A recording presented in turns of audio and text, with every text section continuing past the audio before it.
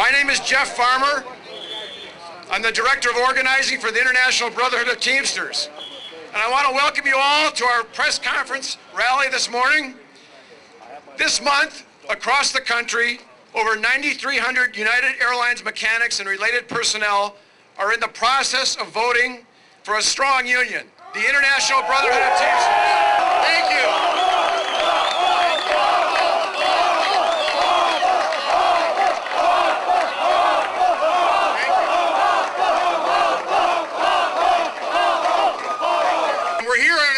Mission today. We're talking about keeping good jobs in San Francisco. We're talking about airline safety. Right now, the Teamsters are trying to organize and have a balloting going on with regard to all the jobs of the mechanics out there at United Airlines. The ballots are out, and make sure you vote. The ballots are due back March 31. The Teamsters understand the concerns of those people. We want to stop outsourcing. Right now, United outsources 45% of all of its maintenance work. Teamster President James Hoffa says United Airlines outsources 45% of its maintenance work.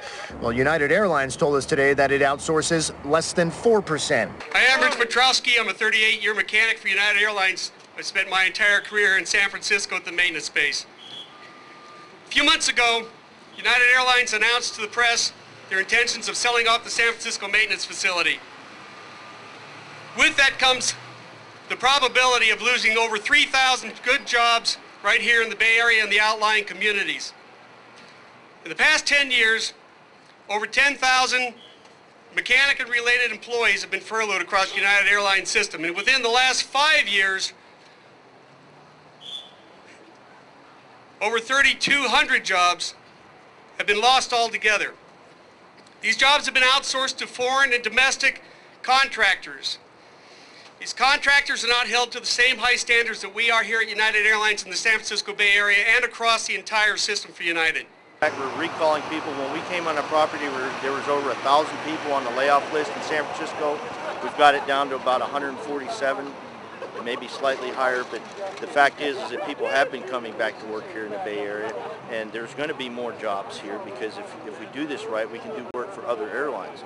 Today we're here in the steps of the City Hall to tell United Airlines to treat our mechanics professionally and treat them with respect that they deserve. Do they deserve respect? Yeah. Absolutely, and we're going to get that. Meetings. Have you gone to local meetings and said there is? Well, that's another. We haven't had a local meeting in. When's the last time we had a local meeting? We haven't had a local meeting in. Hot.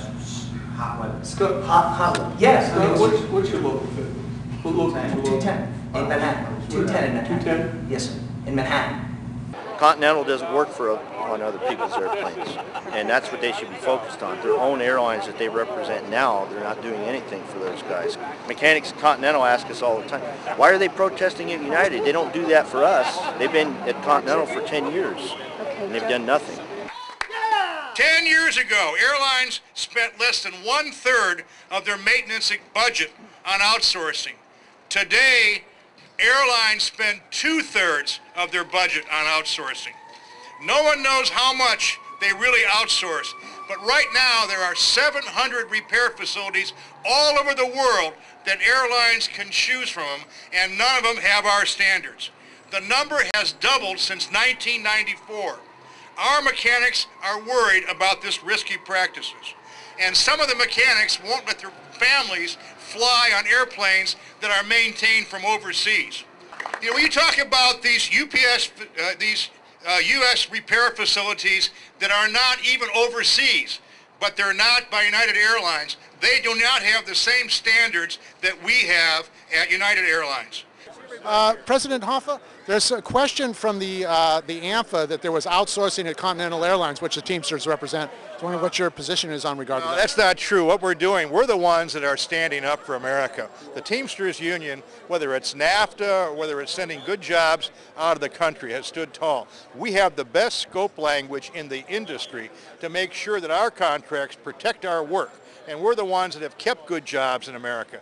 And the problem is that what's happening is these weaker unions are coming in, they're giving the store away, and they're the ones that are permitting companies like United Airlines to move to Beijing and places like that, where there's no security, where people are not have no background checks, they're not drug tested, they don't know who these people are, and they aren't FAA certified. I don't know about you, but when I fly on a plane, I want an FAA certified mechanic working on that plane. That's what I want. Is it true that the Teamsters spent hundreds of thousands of dollars flying on Northwest Airlines during the strike? What Northwest Airlines? There was a Northwest Airlines strike by the mechanics? No, that's not true. Not true at all. Not true at all. There was no money spent by Teamsters on Northwest Airlines during the strike? No. What's going on right now? That's what's the great thing about democracy. The ballots are out. People are going to vote. We're excited about them voting. And that's what's so important. So when they vote, we're going to know who's going to win. And the ballots are due back March 31. And when they come back, we're going to be all set. And what's your argument in favor of them making the switch? Because we're a big, strong union. AMFA's weak. They basically have given jobs away everywhere they've been. They're basically a weak union. And these mechanics deserve a strong union to fight United Airlines to keep jobs in America. That's the biggest problem we have. Unions are not strong enough to fight these huge corporations. And if we get the Teamsters in there, we'll have the power to stop this, whether it's use corporate strategy, whether it's capital strategy, or whether it's going to their shareholders meeting. We will make sure at the bargaining table that we get them the best contract they had, and most importantly, keep jobs in America. On that point, will you be signing any anti-rating agreements, and will you be making any gestures in the coming days or weeks? Well, you know, we are not setting up this federation to go raid the brothers that we have been with. And we will, this is not an operation to basically undermine the accomplishments that have happened. We are not out to raid people. We will discuss with individual unions the possibility of no raid agreements if necessary. At the press conference when you Teamsters move out of the AFL-CIO, you said that you won't raid other union. Isn't this a raiding to the... Where are you guys from, AMFA? Oh, are you really? Well, we don't raid legitimate unions, and we don't think AMFA has done a good job for the members. In fact, we think they betrayed the members. In so many areas, people have lost jobs because of the representation, and that's tragic. And that's what's happened. You know, especially Northwest Airlines. All those people lost their jobs because of poor strategy, because they called a strike they couldn't win. The problem is they don't know what they're doing, and that is dangerous when you're dealing with people's lives. Well, hasn't there been a general loss of airline jobs? You're dealing with career. There's less than 8% of this country is unionized right now, and here we've got the Teamsters lambasting another union. That should never fly. The Teamsters Union says it brought in 23,000 new members last year, and it appears that Hoffa wants more. Prisco says this is exactly why Hoffa was in San Francisco today, not to save jobs, but instead to rally union members away from Local 9 and into the Teamster Union. They're all about hype. They're all about the show. You know, the look, the mythology of the Teamsters is what they're organizing around. And the problem with mythology is that eventually people find out that it's not true. The Teamsters didn't raid United Airlines. Just as AMFA started out with a small core group who decided that they wanted to change representation, we did the same thing. This was a core grassroots effort in order to get rid of... And why did, well, I mean, what is this? We're not doing it. We're not going to... They're independent. A few years ago, when Jim Hoffa was elected president, and I had the honor of being elected to the executive board to serve with him, when he met with our board, he said, our goals are clear. One, we want to negotiate good contracts for our members. Two, we want to enforce those contracts. And three, we want to organize the unorganized. The contracts that we've recently negotiated on a national scale are second to none in the country. The enforcement of those contracts is priority number one with the locals. And organizing is priority number one with the international and the locals. Recently, and I'm sure you guys probably took part in this, there was an informational picket at United Airlines versus some kind of Teamsters put up. I thought it was very impressive. But the problem is, It didn't happen in my airline. And I've been under these guys for 11 years and nobody picketed my airline. Colgan Air just started flying with these poor $17,000 a year pilots. The day the first Q400 took off the ground, their pilots were picketing pay the very first day. And I've never had a picket on subcontracting at Continental under the Teamsters. And I'm glad they did it again. I think that's a good thing. I think it's a phenomenal thing. Problem is, it's not happening in my airline. And I don't want to sound brash, but to me that almost sounds like a lip service. You know, in my lifetime, it wasn't that many years ago, that 35% of the private sector workforce in this country was in the hands of labor. It was in my lifetime, not many years ago, where we had a vibrant and stable middle class with rising wages. It wasn't that long ago that we talked about this extraordinary economy that was growing, where profits were up, sure, but wages were up and pensions were strong and healthcare opportunities were plentiful. It is extraordinary what's happened just in a few years in this country. We have watched the private sector labor representation now drop below 8%. We have watched real wages decline. We have watched as 37 million people have dropped below the poverty line. We have watched as 45 to 47 million people have lost their health care insurance or don't have access to health care insurance, or those that do can barely afford to make the payments. We've watched as income inequality has grown to a degree that we never could have imagined, to a degree that none of us are proud of in this country. It's about preserving and protecting our pensions and health care. It's about keeping people, and this is why it should matter to everybody, out of our emergency room. It should be about making sure we're not subsidizing some of these same companies that are outsourcing these jobs with taxpayer money, then that puts more pressure on the taxpayers to pay for child care subsidies and to deal with the impacts of these job losses. So I'm here for all those reasons. And I'm here because the rhetoric is important, but we got to match that rhetoric with reality, and that's specific action that needs to be taken. City employees get an important service from the workers' comp clinic.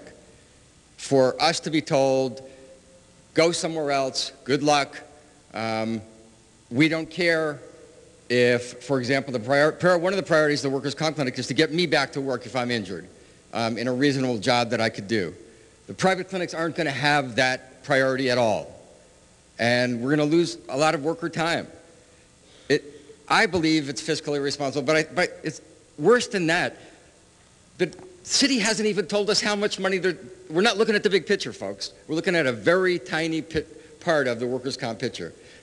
The city hasn't even come to this committee and said, this is what our workers' comp costs are, and this is why we think they're not going to change, or they're going to increase, or they're going to reduce by going to a different method of providing the service. That, to me, is just like fiscally irresponsible. I don't get it, why anybody would make a decision to do something like this based on, without looking at the big picture. All we're looking at is a very tiny piece of it, an important piece of it, a piece that works with city departments when they see a pattern of injuries and tries to improve the health and safety of workers and our work environment. You said you're against the outsourcing at United Airlines maintenance base. Is that correct? Well, I'm very concerned about outsourcing in this country, and I'm very concerned about what's going on in the airline industry and the auto industry, and I'm very concerned about these jobs in the Bay Area. Why are you shutting down and outsourcing the workers' comp clinic in the city of San Francisco for city employees? We're guaranteeing the 8 jobs, and we're protecting those 8 jobs, and we're guaranteeing those 8 jobs. No one's being laid off, and everybody's going to be working within the city and county of San Francisco. And what we're doing is called reality. We have $1. You can only spend $1. You can't spend $1.05. You can't spend $2. You can only spend $1.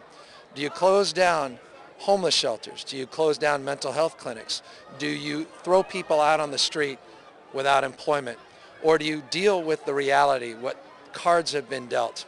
We are not in a position in San Francisco, unlike the president and unlike the governor, to tax our way out of our problem. Unfortunately, we have to deal with this reality. So it's a question of trade-offs. If I can guarantee jobs and not lay anyone off and guarantee that services are going to be provided elsewhere in an appropriate manner, then I think that's a good trade-off compared to the alternative, which is much more draconian. So while I don't want to do this, make no mistake, I'm not sitting here jumping up and down because I think this is a wonderful thing. It's called reality. And sadly, a mayor is burdened in a reality-based world.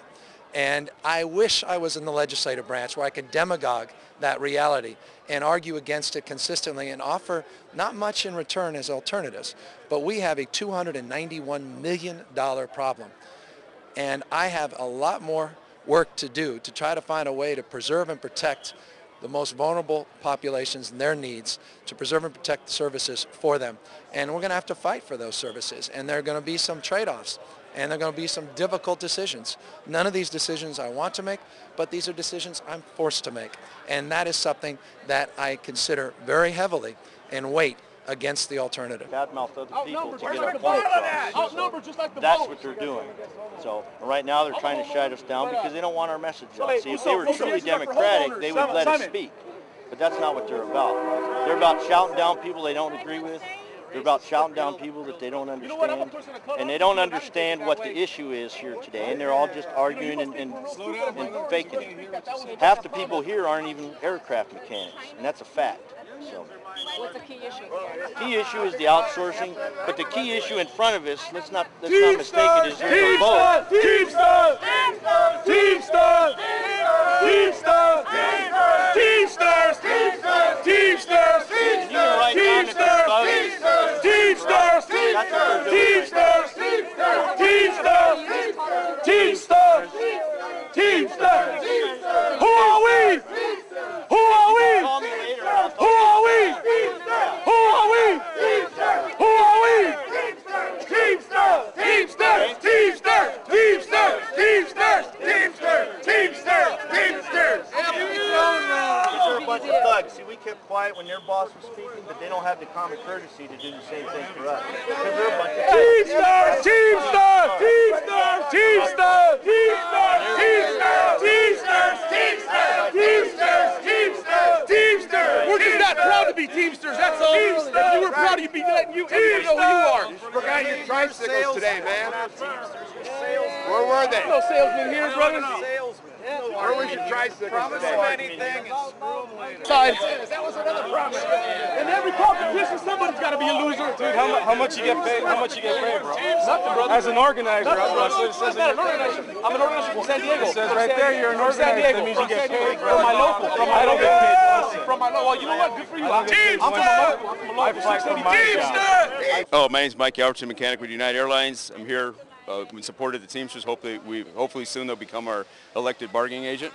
And why do you think that the Teamsters are going to be able to stop outsourcing when nearly all the other unions in the country have been unable to stop outsourcing of airline jobs? Well, I just think the trend in America has been for years about nobody standing up and saying nothing about outsourcing. Like the answer, like, well, that's the way it's going to be. That's the way it's going to happen. And finally, union has decided to put its feet in the dirt and start campaigning and talking about it, and educating the public, maybe getting legislation passed to keep it here. What is the scope agreement? That's been mentioned as a way that the Teamsters have stopped outsourcing. What is it, and how does it differ from the present situation? Well, currently right now, United Airlines is in bankruptcy, and they gave away a lot of scope language. I mean, AMFA did. What is the scope language? Of job protection, basically. We used to have utility people under our agreement, fuelers, computer technicians, rights workers that we represented. United Airlines had to keep heavy maintenance here in the States. To 777s and 747s, and that was negotiated away in bankruptcy in exchange for $96 million all said and done. So not only did we lose the work, we also lost memberships as a whole. And to me, you can't fight the companies unless you mobilize and everybody fight the same fight. So.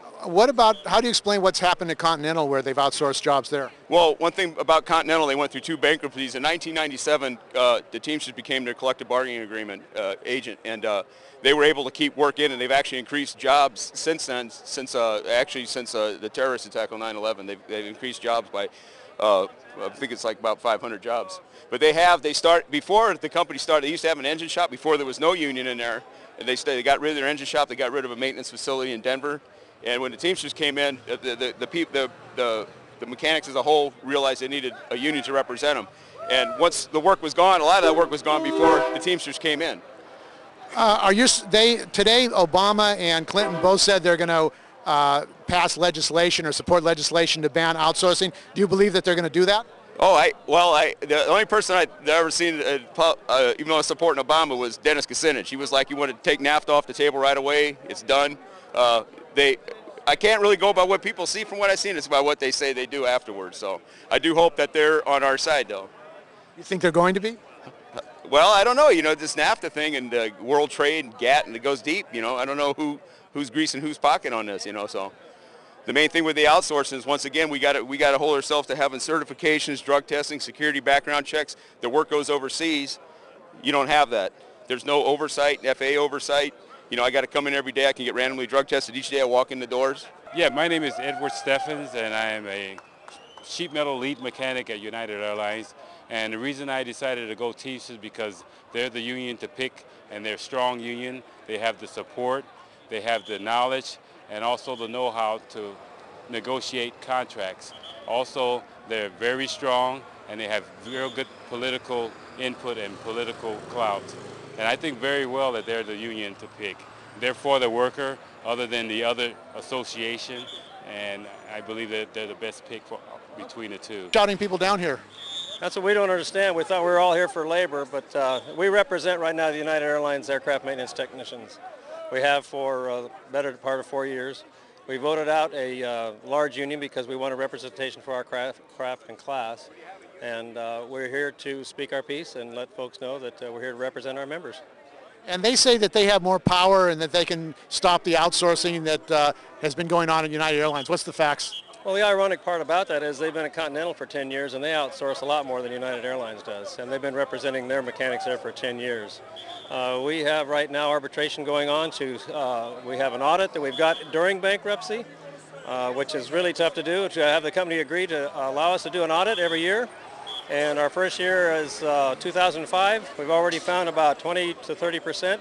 2006 is looking worse, and 2007, who knows, or 2008. But we have gotten that in bankruptcy, and that's a small union that sticks together and knows their business. President Hoffa here today said that no money, Teamsters money was spent during the Northwest Airlines strike. What is the facts? All I know is that we have records from the, I can't remember where the reporting agency is, but we have records that says that they did spend up to $650,000. We have that information, whether it was flying Northwest or whatever they were doing, but they did spend the money, and we have that information. What is the scope agreement that the Teamsters are talking about? They say that will protect jobs? As far as protecting jobs, we're doing everything we can to bring work back to United Airlines. That's what we think we need to do. We're working on processes right now to bring our people back who are in the street. We've still got several thousand folks laid off. I don't know how the Teamsters are going to protect jobs. I don't know what's going on right now in the trucking industry, but it seems like there's a lot of part-time work out there. So, what do you think about the fact today that candidates Obama and Clinton have both said they're going to oppose outsourcing and support the Teamster drive, apparently? I have no comment on that because I haven't heard that. So they can have to do what they have to do. That's their free. It's a free choice. It's a free country. I am kind of disappointed today. This is about labor, and we're all here to work together. And I really struggle with the fact that we hurt each other when we don't work together. So.